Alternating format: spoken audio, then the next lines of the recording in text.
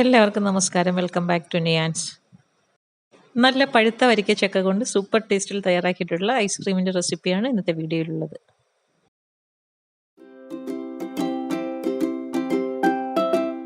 ഇത് തയ്യാറാക്കുന്നതിന് വേണ്ടി ഫുൾ ഫാറ്റ് ആയിട്ടുള്ള 1/4 കപ്പ് പാല് ഒരു ബൗളിലേക്ക് ഒഴിച്ചു കൊടുക്കാം. പിന്നീട് അതിലേക്ക് 1 ടേബിൾ സ്പൂൺ കസ്റ്റാർഡ് പൗഡറും കൂടി ഇട്ട് കൊടുക്കാം. ഇനി ഇത് നന്നായിട്ടൊന്ന് ഒട്ടും കട്ടയില്ലാതെ മിക്സ് ചെയ്തെടുക്കാം. ഇതിലേക്ക് ചേർത്ത് കൊടുക്കാനുള്ള പാലെടുക്കുമ്പോൾ ഫുൾ ഫാറ്റ് ആയിട്ടുള്ള പാൽ ഇതിനെടുക്കാൻ പ്രത്യേകം ശ്രദ്ധിക്കണം. അപ്പോൾ ഫുൾ ഫാറ്റ് ആയിട്ടുള്ള പാലെടുക്കുകയാണെങ്കിൽ ഐസ്ക്രീമിന് നന്നായിട്ട് ടേസ്റ്റ് കൂടി കിട്ടും. ഇതുപോലെ ഒട്ടും കട്ടയില്ലാതെ കസ്റ്റർഡ് പൗഡറും പാലും കൂടി ഇതേപോലെ നന്നായിട്ട് മിക്സ് ചെയ്തെടുക്കാം. ഇനി ഒരു പാത്രത്തിലേക്ക് 1 കപ്പ് പാലൊഴിച്ചു കൊടുത്ത് നന്നായിട്ടൊന്ന് തിളപ്പിച്ചെടുക്കാം. പാല് തിളച്ച് വരുന്ന സമയത്ത് ഒരു സ്പൂൺ ഉപയോഗിച്ച് നല്ലതുപോലെ ഒന്ന് ഇളക്കി കൊടുക്കാം.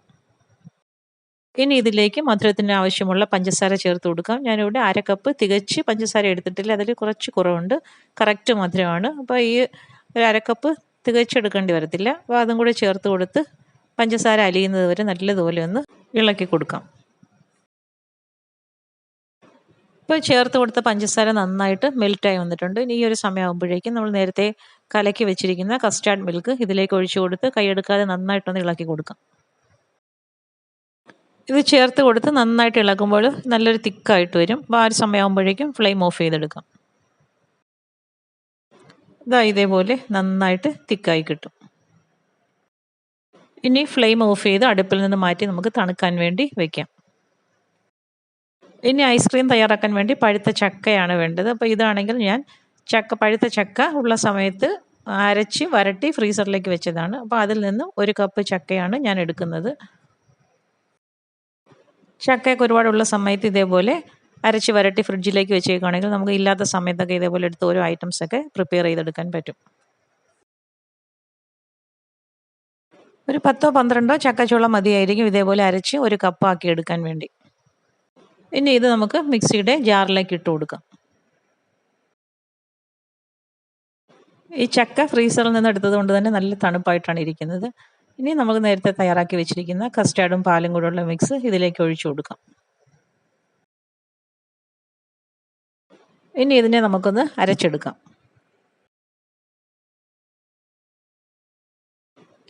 ഈ ഒരു രീതിയിൽ ഇതിനെ അരച്ചെടുത്തിട്ടുണ്ട്. ഇനി നമുക്ക് ഇഷ്ടമുള്ള പാത്രങ്ങളിലേക്ക് ആക്കി കൊടുത്ത് ഫ്രീസ് ചെയ്യാൻ വെക്കാം.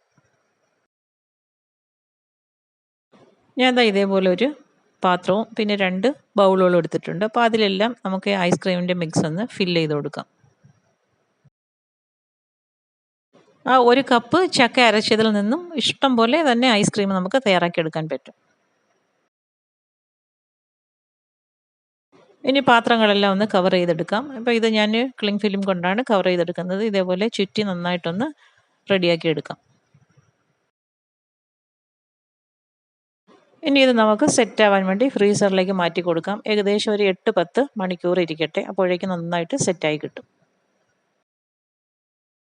ഇപ്പോൾ ഒരു 10 മണിക്കൂർ കഴിഞ്ഞ് നമുക്ക് ഫ്രീസറിൽ നിന്നും ഇത് എടുത്ത് മാറ്റാം. ഇതെല്ലാം ഒന്ന് തുറന്ന് കാണിക്കാം. അപ്പോൾ നന്നായിട്ട് ഐസ്ക്രീം സെറ്റായി വന്നിട്ടുണ്ട്. ഇനി ഐസ്ക്രീമെല്ലാം നമുക്കൊരു പാത്രത്തിലേക്ക് മാറ്റി കൊടുക്കാം. ഇതിനെ ഞാനൊന്ന് കട്ട് ചെയ്ത് കാണിക്കാം. എത്രത്തോളം ഇത് സെറ്റായിട്ടുണ്ടെന്ന് കാണുമ്പോൾ തന്നെ അറിയാമല്ലോ. ഇനി ഇതിൻ്റെ കൂടെ തന്നെ വെച്ച് 2 പാത്രങ്ങളിലെയും കൂടെ ഇതേപോലെ തന്നെ പാത്രത്തിലോട്ടൊന്ന് മാറ്റി കൊടുക്കാം. 1 കപ്പ് ചക്ക കൊണ്ട് എത്രത്തോളം ഐസ്ക്രീം തയ്യാറായിട്ടുണ്ടെന്ന് കണ്ടല്ലോ. അപ്പോൾ വളരെ ചിലവ് കുറച്ച് തന്നെ നമുക്ക് ഈസി ആയിട്ട് തയ്യാറാക്കാൻ പറ്റുന്ന ഐസ്ക്രീമാണ്. ഈ രീതിയിൽ എല്ലാവരും ഒന്ന് ട്രൈ ചെയ്ത് നോക്കൂ. കുട്ടികൾക്കൊക്കെ കടയിൽ നിന്നൊക്കെ ഐസ്ക്രീം വാങ്ങാതെ വീട്ടിൽ തന്നെ ഈ ഒരു രീതിയിൽ സൂപ്പർ ടേസ്റ്റിൽ നമുക്ക് ഐസ്ക്രീം തയ്യാറാക്കി എടുക്കാൻ പറ്റും.